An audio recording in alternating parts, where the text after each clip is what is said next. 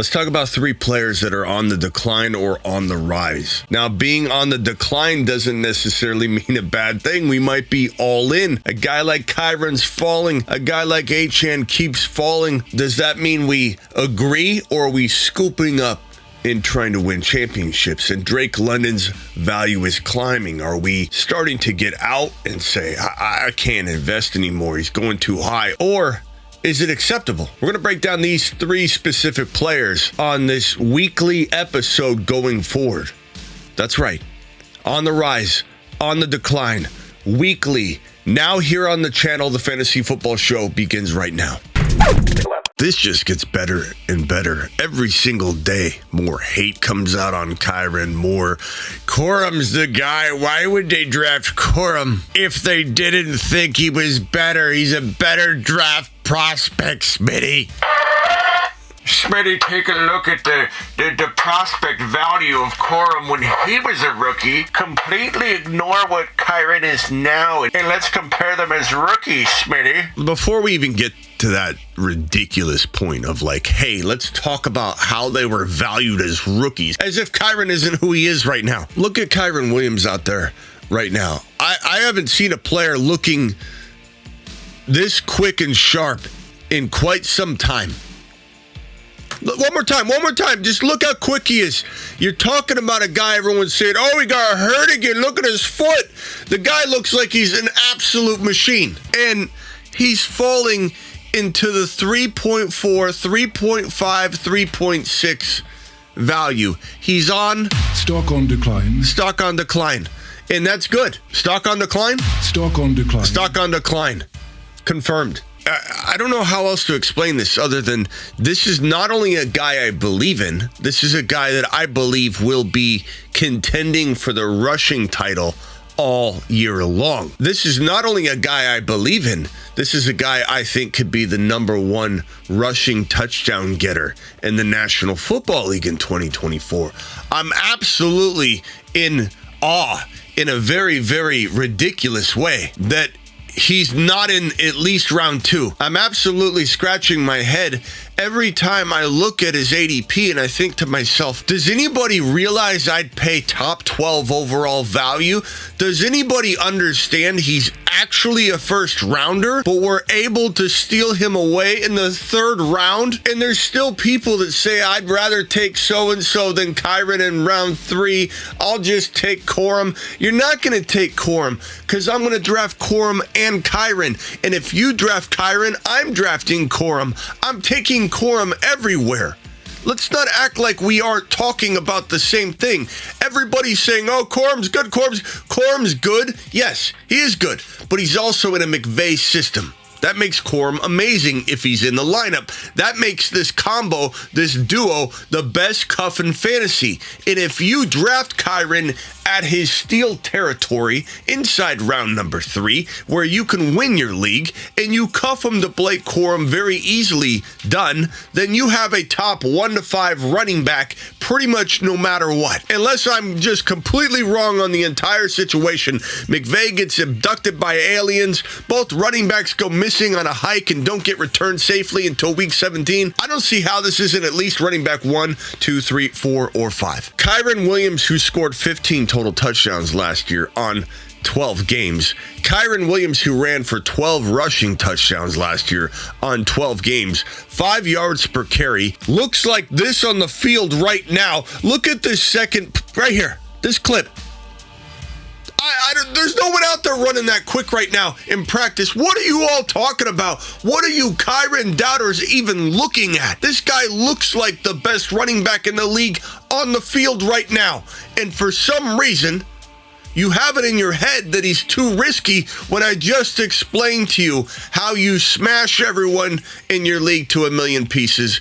Kyren, Corum, do it live. I have this guy as the, I don't know, let's just put him in the top 3 for rushing touchdown contention. Let's just put him in the top 3 in being in contention for the rushing title. McVay uses one running back. Yes, he brought in Corum to help keep Kyren healthy, but this is not going to turn from a 90 or 95% Kyren backfield to a 50-50 because they drafted some rookie who's good, but played in a system that fed him so many touchdowns. We know he's good. No one's arguing he isn't good. I keep talking about the duo is a must in all of fantasy. But it's amazing to me that people don't realize that this guy is loved by McVay. McVay loves him. McVay talks about him like he talked about Todd Gurley. And he is known for running a running back into the ground. You could have the injury argument if you want. I'll give you that. And my answer is, why don't we cuff him and guarantee you a top 1 to 5 running back? But I'll give you the injury argument, even though I think it's ridiculous because he's not hurt. He didn't get hurt this offseason. He had a foot thing that they kept him out for like a week. And everybody's like, oh my God, Corum's going to take his job. And 1 week later, week and a half later, Kyren's doing what I just showed you on the field. I don't think anything happened. We like Corum.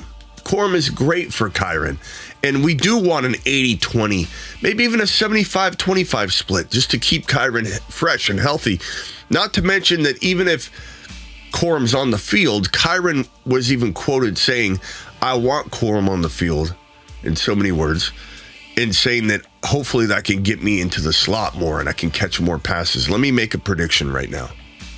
I think Kyren Williams nearly doubles his receiving work in 2024. I think he becomes one of the better pass-catching running backs in the National Football League in 2024.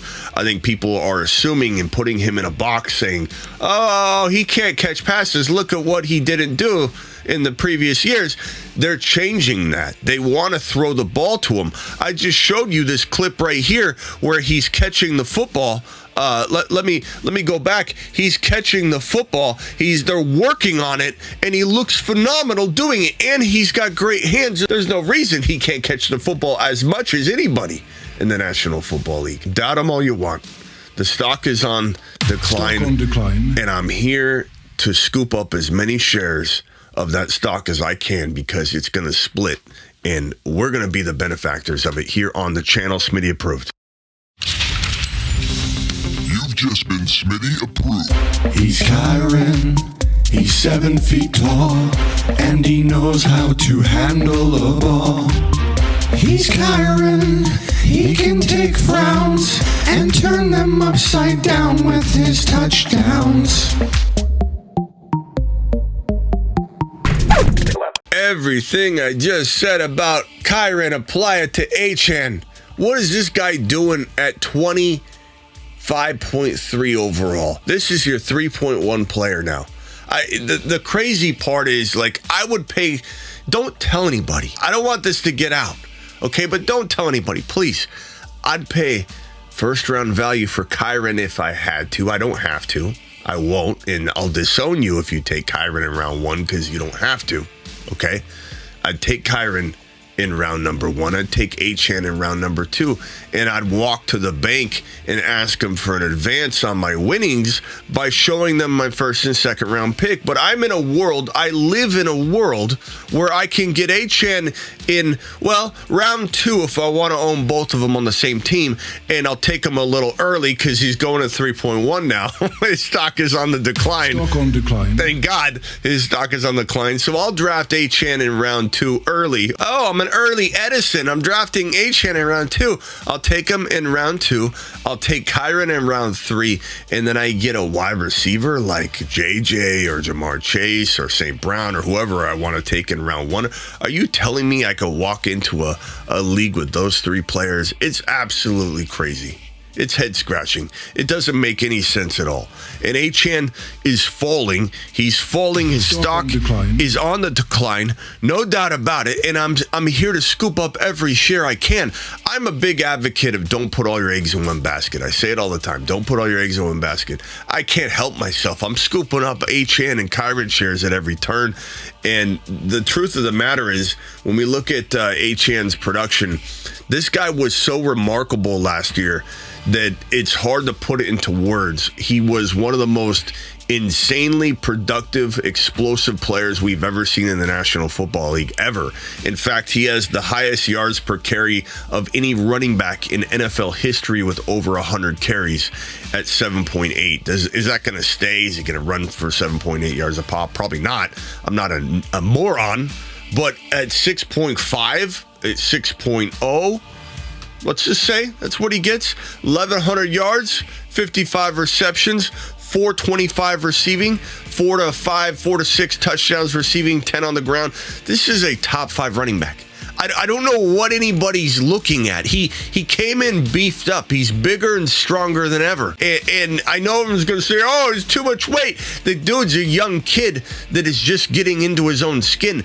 Adding weight or losing weight when you're a first-year or second-year player doesn't matter. You're still growing. CeeDee Lamb grew a half an inch in height 2 years ago inside the NFL. He was already in the NFL, played in the NFL, and in the offseason grew a half an inch. These guys are just getting into their own skin. It's different than a 27, 28-year-old player saying, I'm going to play at 10, 15 pounds different. You know, like Lamar dropping weight, Tua dropping weight. These things are concerning. They can help, they can hurt. It's hard to know, but it definitely is not a problem when you're a young kid and you're barely getting used to your own body. You're still growing. You're just reaching that point of, you know, you've completed all your growing and now you're getting used to your own skin. This guy can weigh 10 extra pounds and be completely fine. He's probably still the most explosive player in the National Football League. Him and Gibbs are the most explosive players in the league. And Tyreek Hill, but like from a running back perspective, Achane and Gibbs are the most explosive players. Any carry, you're just holding your breath. Oh my God, are they going to take this to the end zone from 80 yards out? This is a phenomenal explosive weapon that the Dolphins have.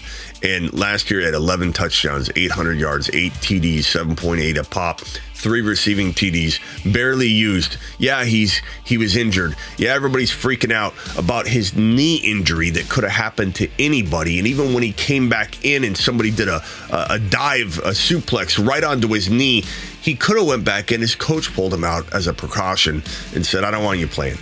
I think maybe we threw you in too early. He didn't, but Achane said I could go in, I could play, but Coach Miami Mike McDaniel said I'm going to hold you out.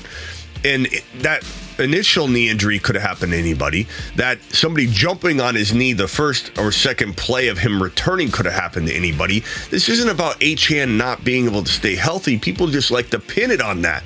Oh, he's smaller and he got hurt. Oh, okay, he can't stay healthy. You got to look at the big picture. And this guy just gained about 5 to 10 pounds of absolute muscle. He looks jacked up. And he's ready to mother freaking rumble. And if anybody doesn't know, there have been loads of spinach being taken around the city of Miami. Missing spinach delivery trucks have been, you know, being reported everywhere. And we had this news clipping of it. I have a suspicion that it's going to Achane, but you make your own determination on that one. Achane.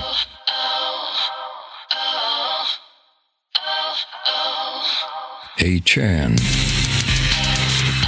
is the man.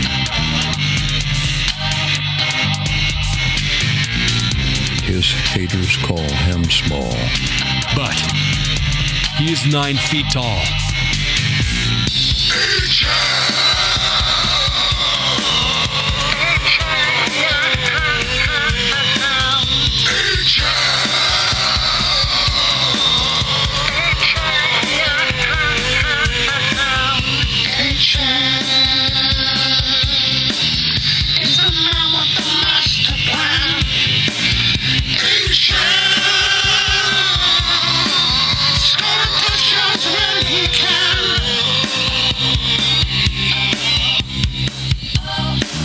Achane is the man.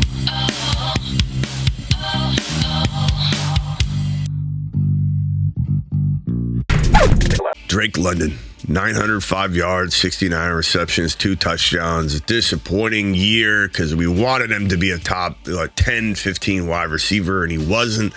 But look, you know, this is on me. This is on, I think, anybody that thought Ritter could, I don't know, muster up enough. You know, the Bijan was going to get used properly. This was just a disaster of a year. And I think a lot of people with PTSD to it are just going to ignore what's really in front of them. The facts that London is a top 10 potential wide receiver.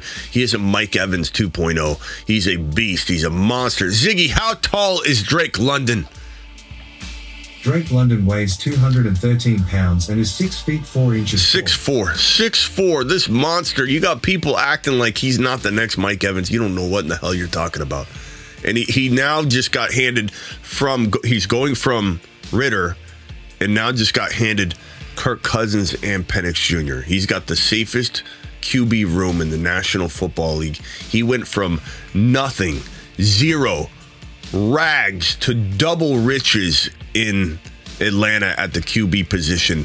How in the hell are people expecting this to not work out? Now, his value is on the rise. His stock is definitely on the rise. He's going at like 12, 13, 14 overall.